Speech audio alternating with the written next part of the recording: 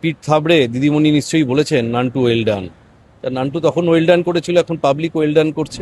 এই ধরনের ব্যক্তিত্ব, এই ধরনের অপরাধী, এরা শ্রীঘরেই এদের মানায়। পানিহাটি খড়দার বিস্তীর্ণ অঞ্চলের সাধারণ যে অধিবাসী মানুষ, তারা অ্যাকচুয়ালি মানুষটাকে ঘেন্না করে, এই নির্মল ঘোষ লোকটাকে ঘেন্না করে। মানে বাপ ছেলে দুটো রত্ন, গোটা পানিহাটির মানুষের, খড়দার মানুষের জীবন জেরবার করে রেখে দিয়েছিল। একটু দেরিতে হলেও মাননীয় মুখ্যমন্ত্রী শুভেন্দু অধিকারীর নেতৃত্বে পশ্চিমবঙ্গে আইনের শাসন প্রতিষ্ঠা হয়েছে। অপরাধীরা একে একে শ্রীঘরের দর্শন পাচ্ছে। একের পর এক তৃণমূল নেতাদের ডিম খাওয়ার ছবি যেরকম নজরে পড়ছে বা ক্যামেরায় উঠে আসছে ছবি, সেরকমই আজ আবারও সেই দৃশ্য। অভয়ার যে মামলা, তাতে অ্যারেস্ট হয়েছে নির্মল ঘোষ। এবার নির্মল ঘোষের ওপরে ডিম কাদা সমস্তটাই পড়লো। আমার সঙ্গে রয়েছেন অরিজিৎ বক্সি, দমদমের বিধায়ক। দাদা, কি বলবেন? যেমন কর্ম তেমন ফল, গোটা বাংলার মানুষ দেখেছে। আমাদের অভয়া বোনের মৃতদেহটাকে ঝড়ের গতিতে তার পরিবারের হাত থেকে ছিনিয়ে নিয়ে কলকাতা থেকে পানিহাটি নিয়ে গিয়ে বাড়ির সামনের রাস্তাটা বুড়ি ছোঁয়া ছুঁয়ে যেভাবে পানিহাটি শ্মশানঘাটে নিয়ে যাওয়া হয়েছিল, এবং লাইনে থাকা আগে থেকে চলে আসা দুটো ডেড বডিকে টপকিয়ে প্রায় বলতে গেলে উল্কার গতিতে তাকে যেভাবে চুল্লিতে ঢুকিয়ে, এই ক্রাইমের সবচেয়ে বড় যেটা এভিডেন্স, যদিও বলা উচিত নয় এভাবে, সে আমাদেরই বোন ছিল, আমাদেরই ঘরের মেয়ে, তাও বলতেই হয়। মৃতদেহের মানে এই ধরনের ঘটনার পরে মৃতদেহ একটা বড় এভিডেন্সের কাজ করে। সেই এভিডেন্সটাকে একেবারে চিরতরে শেষ করে দেওয়ায় যে কারিগর, সে তো নান্টু ঘোষ, নির্মল ঘোষ, যার পিঠ থাবড়ে দিদিমণি নিশ্চয়ই বলেছেন নান্টু ওয়েল ডান। নান্টু তখন ওয়েল ডান করেছিল, এখন পাবলিক ওয়েল ডান করছে। এবং শুধু এটাই নয়, এরপর ওনাকে যত ওনার সাথে ইনভেস্টিগেটিং এজেন্সি কথাবার্তা বলবে, যত ওনার যে গ্রাস, সেই গ্রাস তিনি যত খুলবেন, তত আরো অনেক কিছু। পাড়ার লোকেরা বলছে যে ওখানকারই তৃণমূল কাউন্সিলর ধলু, যাকে বাড়ির সামনে খড়দায় আজকে উল্লাস হয়েছে, মানে এই নির্মল ঘোষ গ্রেফতারি এবং তার উপর যে ডিম ছোড়া হয়েছে, কাদা ছোড়া হয়েছে, তার জন্য মানুষ উল্লাস দেখাচ্ছে। মানে মানুষ কতটা বিরক্ত, মানে এটাই। শুধু বিরক্ত নয়, পানিহাটি খড়দার বিস্তীর্ণ অঞ্চলের সাধারণ যে অধিবাসী মানুষ, তারা অ্যাকচুয়ালি মানুষটাকে ঘেন্না করে, এই নির্মল ঘোষ লোকটাকে ঘেন্না করে। জমি বাড়ি জবরদখল থেকে শুরু করে মানুষকে হাতে এবং ভাতে সব রকমভাবে মারা, যত রকম তোলাবাজি, এবং তার মানে সুযোগ্য ছেলে,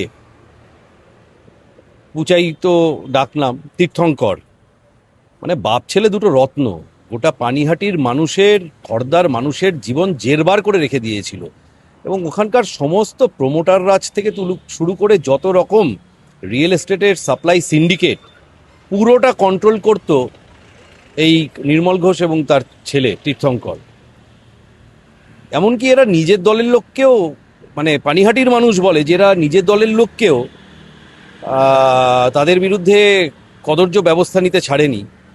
পানিহাটির সাধারণ মানুষ বলছে নির্মল ঘোষকে একটু চাপ দিলেই নাকি ওই পানিহাটির প্রাক্তন কাউন্সিলর ধলু, যাকে তার বাড়ির সামনেই শুটার দিয়ে মানে পয়েন্ট ব্ল্যাঙ্ক রেঞ্জ থেকে গুলি করে মারা হয়েছিল, সেই বিষয়েও নাকি বলছে পানিহাটির মানুষ প্রচুর তথ্য সামনে চলে আসবে।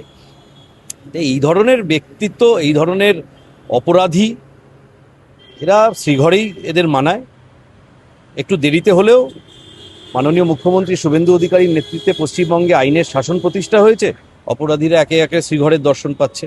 দাদা, আমি যদি মনে করাই আপনাকে যে ঋতব্রত শিবির এখানে যে বিধানসভায় একটা আলাদা ভাগ হয়ে গেছে তৃণমূল, সেক্ষেত্রে এই ঋতব্রত শিবিরের যে একটা মিটিং, তাতেও কিন্তু নির্মল ঘোষকে দেখা গিয়েছিল। এবং যদিও ঋতব্রত বন্দ্যোপাধ্যায়, রাজ্যের বিরোধী দলনেতা, তিনি কিন্তু ডিনাই করে গেছেন যে আমরা ওনাকে ডাকিনি।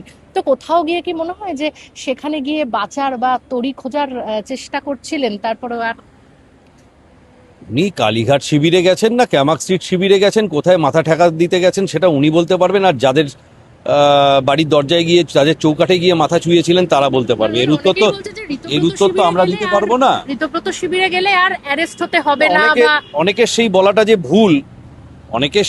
যে ভুল, এবং এর কোনো যুক্তিগ্রাহ্য সত্যতা নেই, এটা তো বোঝাই যাচ্ছে যে শুভেন্দু অধিকারীর জমানায় তারিখে দাঁড়িয়ে মুখ্যমন্ত্রী পানিহাটির লোকসংস্কৃতি ভবন অডিটোরিয়ামে দাঁড়িয়ে মঞ্চ থেকে ঘোষণা করেছিলেন যে অভয়ার দেহ লোপাট করে যেভাবে পুড়িয়ে দেওয়া হয়েছিল সেই ইনভেস্টিগেশনটা এখনও বাকি আছে। তিনি সেখানে দাঁড়িয়েই সিপিকে অর্ডার করেছিলেন ইনভেস্টিগেশন ইনিশিয়েট করার, এবং 48 ঘন্টা হয়ে পারেনি উড়িষ্যা থেকে নির্মল ঘোষ গ্রেপ্তার হয়ে গেল। অর্থাৎ এটা খুব পরিষ্কারভাবে এটাই প্রতিষ্ঠিত হলো যে আপনি ক্যামাক স্ট্রিট যান আর কালীঘাট যান বা বিজেপি পার্টি অফিসেও যান, যদি অন্যায় করে থাকেন তার শাস্তি এই প্রশাসন দেবে। আরো একটা বিষয়, সেটা হচ্ছে যে এই যে সমস্ত যে তৃণমূলের নেতা দেবরাজ চক্রবর্তী, আমি যদি মনে করাই, তাকে গ্রেফতার করা হলো ঝাড়খণ্ডের একটা সীমানা থেকে। এই নির্মল ঘোষ, তাকে পাওয়া গেল হচ্ছে একটা বিলাসবহুল হোটেল পুরীর, হ্যাঁ, উড়িষ্যার মতো জায়গা থেকে।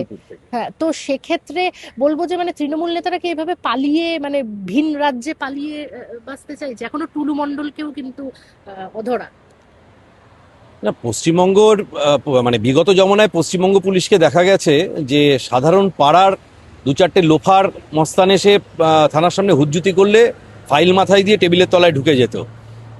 আর বিহার থেকে, ঝাড়খণ্ড থেকে, এমনকি মহারাষ্ট্র এটিএস এসে পশ্চিমবঙ্গের বিভিন্ন কোণা থেকে জঙ্গি তুলে নিয়ে চলে যেত। তার তুলে নিয়ে যাওয়ার পর পশ্চিমবঙ্গ পুলিশ বলতো যে আমাদের না বলে কেন এরকম করলো। আজকের পশ্চিমবঙ্গ পুলিশ, তাদের অ্যাপ্রোচ, তাদের অ্যাটিটিউড পরিবর্তন হয়েছে, কারণ মাননীয় মুখ্যমন্ত্রী খুব পরিষ্কারভাবে বার্তা দিয়েছেন দুষ্টের দমন, সেখানে জিরো টলারেন্স। সেই জায়গায় পুলিশ প্রশাসনও কনফিডেন্স ফিরে পেয়েছে। যে মেরুদণ্ডটা কয়েক মাস আগেও খুঁজে পাওয়া যাচ্ছিল না, সেই মেরুদণ্ডের জায়গাটা একটু শক্ত শক্ত হতে শুরু করেছে। আরও যত শক্ত হবে, আরও পরিবর্তন, আইনের শাসন মানুষের চোখে পড়বে। এবং যেখানেই পালাক, আরে আলটিমেটলি আমরা তো ভারতবর্ষের অধিবাসী, আইনটা তো ভারতের আইন। সুতরাং পশ্চিমবঙ্গে বেআইনি কাজ করে আপনি কাশ্মীর থেকে কন্যাকুমারিকা যেখানেই খুশি পালিয়ে যান না কেন, আইনের প্রভিশন রয়েছে, আইনের হাত খুব লম্বা। কাশ্মীর থেকে কন্যাকুমারী, গুজরাট থেকে মণিপুর, যেখানেই যান, পুলিশ যদি মনে করে অপরাধী পালিয়ে থাকতে পারবে না, অন্তত শুভেন্দু অধিকারীর জমানায়। আরো ভালো ভালো খবর দেখতে সাবস্ক্রাইব করুন বাংলা হান্টের ইউটিউব চ্যানেল। বাংলা হান্টের আরো খবর দেখতে নজর রাখুন। বাংলা খবর মানেই বাংলা হান্ট।